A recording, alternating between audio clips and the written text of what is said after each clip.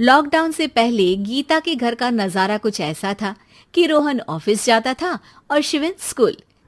जिनके घर से जाने के बाद गीता काम खत्म करके बाकी समय आराम करती थी। लेकिन लॉकडाउन के बाद ऑफिस और स्कूल घर में ही खुल गए और इससे गीता का हाल वो तो आपको देखने में ही मजा आएगा। शिविन, ओ शिविन, महाराज उठने के लिए क्या 21 तोपों की सलामी लेंगे? अरे बिस्तर से बाहर निकल, ऑनलाइन क्लास स्टार्ट होने वाली है। अरे तुम भी हद करती हो, स्पीकर की तरह चिल्लाने की क्या जरूरत है?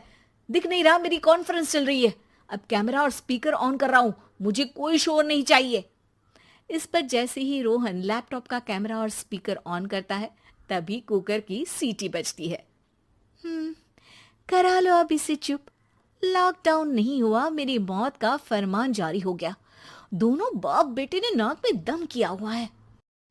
ऐसा बोलकर गीता वहां से शिविन के कमरे में पहुंच जाती है, जहां शिविन अभी भी सो रहा होता है। ओ आलसी, अब अगर 5 मिनट में नहीं उठाना तो आज तेरा गेम और यूट्यूब कैंसिल। माँ की बात सुनकर शिविन बिना 1 मिनट गंवाए उठ खड़ा होता है। उठ गया, अभी नहाकर भी आता हूँ। ये नाटक कहीं और, मुंह पर गीला कपड़ा मार और पढ़ने बैठ।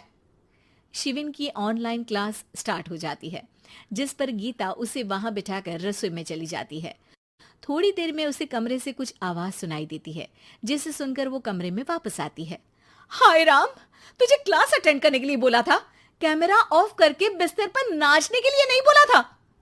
मम्मी मुझे कुछ समझ नहीं आ रहा, आप बाद में पढ़ा देना ना, वैसे भी अटेंडेंस तो लगी गई है। हाँ हाँ बेटा, जरूर बन जा, तू अभी से हम सबका बाप बन जा। अरे नहीं मतलब कहाँ से लाते हो इतना दिमाग, और पढ़ाई करते हुए ये चला कहाँ जाता है? नाइस क्वेश्चन, दिमाग से पूछकर बता दूंगा। शिविन की बातों से परेशान होकर गीता उसे मारने के लिए जैसे ही आगे बढ़ती है तभी वो कमरे से बाहर भाग जाता है। अब शिविन आगे आगे और गीता हाथ में चप्पल पकड़े उसके पीछे पीछे पूरे घर में दोनों घूम रहे होते हैं। इसी बीच वो रोहन के पास पहुंच जाता है और शिविन को मारने वाली चप्पल रोहन के लैपटॉप पर जाकर गिरती है। ओए माँ! मम्मी, अब पापा को चप्पल मार रही हो? वो आज तक के रिपोर्टर, चुपचाप जाकर क्लास अटेंड कर ले, नहीं तो अगली तेरे पीछे लगेगी।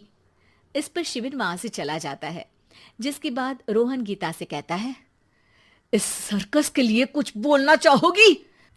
अरे क्या करूं, जब से तुम